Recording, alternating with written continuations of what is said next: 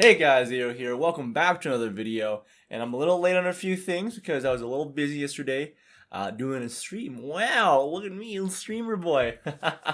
I did some streams of Yandere Simulator. Tried to do a lot of more of the schemes that were available. Found out to be much more complicated. You can check actually out my full streams if you want to. Up in the corner right over there. I'll link that. I did some Minecraft as well. That's in my secondary channel used for uploading any streams that I do. That includes ones on Twitch as well, but of course I couldn't do Yandere. Anyways, let's get to the stories for today. And before we get to that, of course, if you want to support the channel, it'd be great if you could like, share, and subscribe. That helps the channel a lot, especially with sharing videos, because you can get news out there and gets me more exposure. You know, pay me exposure, boys. Anyways, let's get to the first story, the big story today. Well, one of the big stories in my opinion. Crunchyroll announces Shenmue anime and is currently in production, which is awesome for a lot of people who have played the Shenmue games. I have not, but they have had a cult following from what I understand. And we can scroll down here. Nichiban does a pretty good job of summarizing. So, action adventure game launched in 1999, starting in 1986, following Ryo Hazuki on his quest for revenge against Lan Di, a member of the Chinese cartel who killed Ryo's father. Ooh. The game featured the infancy of open-world gameplay and life simulation mechanics, such as NPCs having a routine based on time and day of the week. A sequel would launch in 2001. Then Shenmue 3 was then finally crowdfunded in 2015 and announced, launched in 2019. So late last year when it came out. Digimon did do a review on it, so if you want to read that, it's up to you there. And we can just go to Crunchyroll's official website for more details here. You can see the lovely teaser image here for that. Some key details. It's going to be a 13-episode series based on the game, with animation production from some company called Telecom Animation, the guy of Telecom Animation Film. They made Tower of God and Lupin the Third Part 5, with direction by Chikara Sakurai, who did One Punch Man Season 2. That's a big one I know. I don't know Mogi Moji Ruromo? Maji Moji Rurumo. I don't know how to pronounce that. Excuse my pronunciation. And then the game designer, Yu Suzuki, will be executive producer for the project, which is very exciting. And more details will be announced down the line. So very exciting for sure. And the next piece of news is personally exciting for me. I'm a big fan, of course, of Digimon. And we can go here on Silicon Air. I don't know why I missed this. I was looking through the website. I did not see this until today. So Digimon card game finally makes its English debut in 2021. Now, what's interesting to me is that I swear there was a collectible card game that was released in the late 90s or early 2000s. I was right. If I go to Wikipedia, which again, I don't know if there's a source for this specifically, but they mentioned a CCG that was released in 1997 by Bandai. And some more information actually from that comes from, well, actually not this, but from Wikimon. They have actually quite an extensive information on this.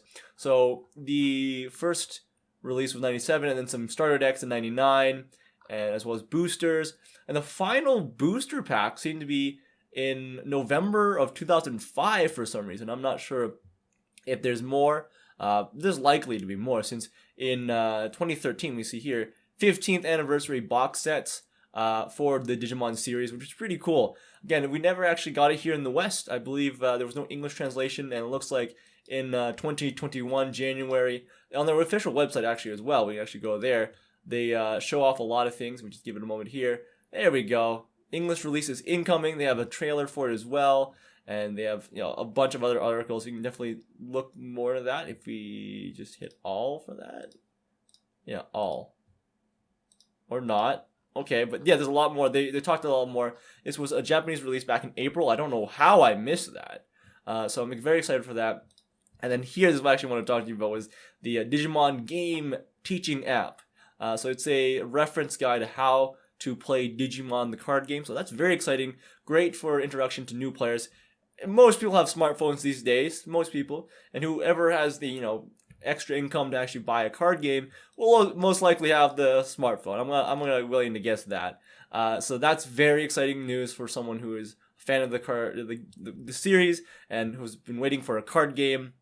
I mean, it was inevitable since, you know, the season 3 had the card game, and so it's very exciting. We got all of that. I'm very excited for that for sure. And then somewhat of a smaller thing that happened yesterday as well. Again, I'm missing a lot of things. Small in like scale, but big in like people who love it. Okay, we have a tweet from Cover Corp here. I think they did a pretty good job with translation. Things actually seem to make sense. I don't know Japanese, okay, but from Cover Corp, Okami Mio is coming back to YouTube. Woo! Because over a month ago, if you do not know, there was some copyright issues surrounding VTubers, especially HoloLive and their Nintendo gameplay. But they seem to have talked to the corresponding various parties, they say here, and so that now she'll actually be back. We even have a quote tweet from Mio herself. She had a stream last night, no, this morning maybe, probably this morning for us here at 1800 JP time, JST, yeah, JST, and she explained things that happened, and there's actually a stream that she did after that. She had some stream problems here on her official channel. She streamed that 13 hours ago, so yeah, that was like early in the morning for me. I was not up for that. But we have reusing translations here. Did a very good job of summarizing things. Let me scroll down a little bit there. So she apologized for, you know, problems with the stream. She talks about her 1 month break due to copyright strikes back in August, and she has you know, Cover Corp, her parent company, talking to the right kind of people for copyright issues. She's not very knowledgeable, as it says, about how copyright works, but should be careful about what she streams in the future, which is very good. I'm very happy to see her again, and she wants to thank everyone for waiting for her, and she's wanting to be back with everyone again. So she does apologize for, you know, worrying everyone. You see at the very bottom here. Very glad to see her back. I miss her voice, and so I mean, maybe I'll simp out to Mio. She's amazing. I mean, all the HoloLive girls are amazing. All of them deserve love. So, you know, go support them. Go support Mio. She's finally back. Happy to see that. And that's the end of my video today. We're wrapping things up. Would love to hear your thoughts about, you know, the card game, Shenmue, and Mio, of course. Little Mio, Mama Mio. I guess she's joining on with Mommy Lammy, I guess, now at this point. I want to see a collab with those two now. Take care of all the brats of HoloLive. Anyways, thank you guys for watching, and I'll see you guys in the next video.